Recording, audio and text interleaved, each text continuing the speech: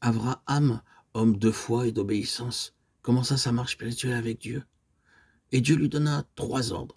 Va-t'en de ton pays, de ta patrie et de la maison de ton père. Genèse 12, 1. Abraham obéit à Dieu. Alors qu'il commençait son voyage, son obéissance fut seulement partielle. Au premier ordre, il obéit pleinement. Mais quand vint le second, puis le troisième, son obéissance fut seulement partielle. Il prit Lot et sa famille avec lui. Les relations familiales, la famille l'attachèrent.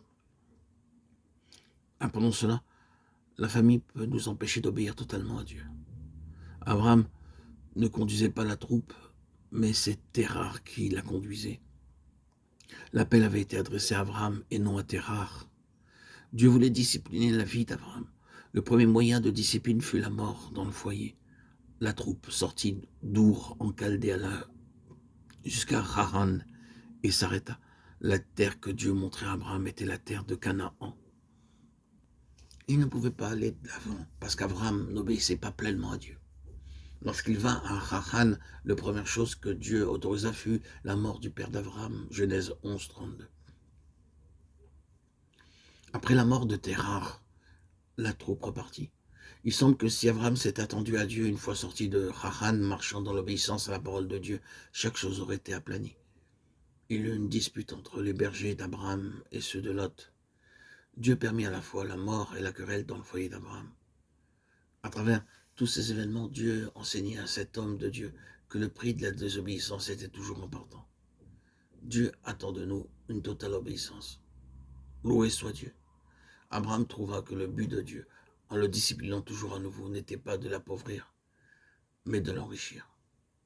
Nous voyons le secret de l'obéissance dans la vie d'Abraham en Genèse 22.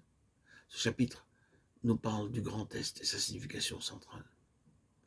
Une nuit, Dieu réveilla Abraham et lui dit de prendre son fils unique, Isaac, et de lui offrir en sacrifice au lieu qu'il montrerait. Lorsque Dieu parla à Abraham, personne d'autre ne le savait. Si Abraham avait vécu dans la désobéissance à Dieu, personne n'aurait connu cela. Il aurait pu vivre sur la base d'une réputation ancienne, d'un témoignage ancien. Mais Abraham avait appris à obéir à Dieu. Tôt le matin, il prit Isaac, son fils, qu'il porta lui-même le bois. Dieu avait parlé, ses propres mains firent le travail. Quelle aurait été notre réponse si Dieu avait demandé de déposer sur l'autel notre possession la plus chère? Abraham était un homme riche, cependant il ne permit pas à ses serviteurs de faire son travail. La consécration du cœur d'Abraham, sa vie, sa volonté, sa pensée, à ce stade de sa vie, était la marque de la foi. Avant que Sarah ne se lève, il partit. Il ne permit même pas à ses serviteurs d'aller au lieu d'adoration. C'était une véritable adoration. Donner à Dieu ce qui est pour nous le plus précieux. Quel beau renseignement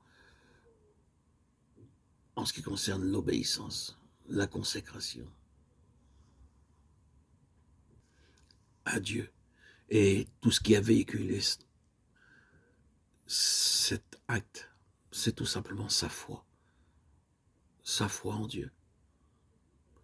Quel merveilleux enseignement pour nous, enfants de Dieu, qui désirons nous consacrer à Dieu. L'exemple, le modèle d'Abraham illustre bien ce qu'est la consécration, ce qu'est l'obéissance, ce qu'est une vie de foi.